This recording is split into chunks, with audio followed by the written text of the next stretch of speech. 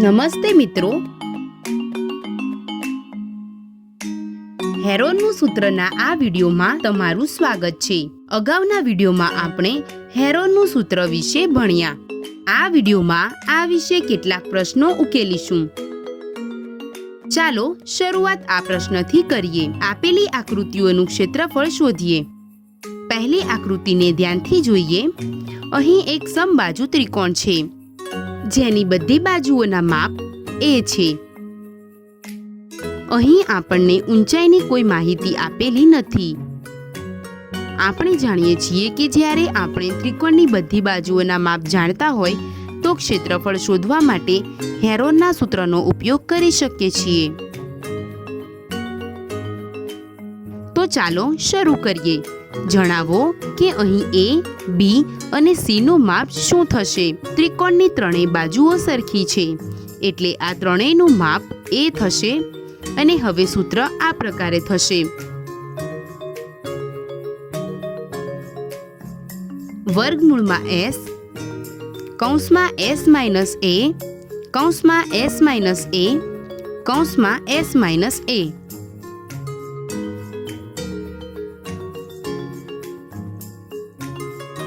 જે થશે વર્ગમૂળમાં s કૌંસમાં s માઇનસ a ની 3 ઘાત। હવે આપણે અર્ધ પરિમિતિ s નું માપ શોધીશું। અર્ધ પરિમિતિ બરાબર a plus b plus c ભાગ્યા 2, જે થશે a પ્લસ a ભાગ્યા 2 અથવા 3a ભાગ્યા 2। આપણને s નું માપ મળી ગયું છે। હવે આપણે કોષ્ટકમાં s માઇનસ a નું માપ શોધીને સૂત્રમાં લખીશું। s માઇનસ a થશે a છેદમાં 2। સૂત્રમાં લખવાથી આપણને મળશે વર્ગમૂળમાં 3a ભાગ્યા 2 ગુણ્યા a ભાગ્યા 2 ની 3 ઘાત। આને આપણે અવયવની રીતે પણ લખી શકીએ છીએ, જે થશે અહીં અભિવ્યક્તિ સમબાજુ ત્રિકોણના ક્ષેત્રફળનું સૂત્ર છે। બીજી આકૃતિમાં પણ આપણને એક સમબાજુ ત્રિકોણ આપેલ છે જેની બધી બાજુઓ 6 સેન્ટીમીટર લાંબી છે। તેના ક્ષેત્રફળ માટે આપણે સમબાજુ ત્રિકોણના આ સૂત્રનો ઉપયોગ કરી શકીએ। આ રીતે આપણને ક્ષેત્રફળ 9 વર્ગમૂળમાં 3 ચોરસ સેન્ટીમીટર મળશે। હવે આપણે વધીએ આગળના ત્રિકોણ તરફ અને આ એક કાટકોણ ત્રિકોણ છે જેનો કર્ણ 10 સેન્ટીમીટર છે, એક બાજુ 8 સેન્ટીમીટર છે।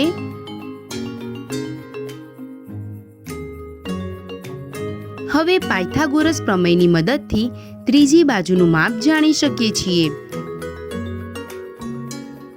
આપણને xy બરાબર 6 સેન્ટીમીટર મળશે। હવે આપણે ત્રિકોણની ત્રણેય બાજુઓ જાણીએ છીએ। ક્ષેત્રફળ શોધવા માટે આપણે આ બંનેમાંથી કોઈ પણ સૂત્રનો ઉપયોગ કરી શકીએ છીએ। ચાલો આ સૂત્રનો ઉપયોગ કરીએ। xy એ yz પર લંબ છે। આપણે xy અને yz માંથી કોઈ પણ એકને ઊંચાઈ અને બીજાને પાયો માની શકીએ છીએ। આપણને ક્ષેત્રફળના 24 ચોરસ સેન્ટીમીટર મળશે।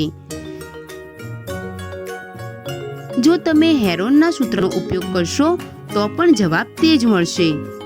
આપણે જોઈ શકીએ છીએ કે જ્યારે આપણે ત્રિકોણની ત્રણેય બાજુઓના માપ અને ઊંચાઈ પણ જાણતા હોય તો જેમ કે કાટકોણ ત્રિકોણની સ્થિતિમાં આપણે પહેલા સૂત્રનો ઉપયોગ કરીને ક્ષેત્રફળ ઝડપથી જાણી શકીએ છીએ। હવે આગળ વધીએ ત્રીજા ત્રિકોણ તરફ, અને તે એક સમદ્વિબાજુ ત્રિકોણ છે જેનો પાયો QR નું માપ 8 સેન્ટીમીટર છે અને બાજુ PQ અને RP નું માપ 5 સેન્ટીમીટર છે। તેનું ક્ષેત્રફળ હેરોનના સૂત્રની મદદથી શોધીએ। આપણે A, B અને C નું માપ અનુક્રમે 8 સેન્ટીમીટર અને 5 સેન્ટીમીટર લઈશું। પછી આપણે અર્ધ પરિમિતિ જાણીશું, તે થશે 9 સેન્ટીમીટર। હવે કૌંસમાં s માઇનસ a કૌંસમાં s માઇનસ b અને કૌંસમાં s માઇનસ c નું માપ જાણીશું। હવે આપણે આ માપ હેરોનના સૂત્રમાં મૂકીને ત્રિકોણનું ક્ષેત્રફળ શોધીશું। આપણે 9ની જગ્યાએ 3 ગુણ્યા 3 લખી શકીએ છીએ. આ પ્રકારે આ થઈ જશે વર્ગમૂળમાં 3 ગુણ્યા 3 ગુણ્યા 1 ગુણ્યા 4 ગુણ્યા 4, એટલે કે 3 ગુણ્યા 4 વર્ગમૂળમાં 1. વર્ગમૂળમાં 1ની કિંમત 1 થશે. આ રીતે આપણને આ ત્રિકોણનું ક્ષેત્રફળ 12 ચોરસ સેન્ટીમીટર મળશે.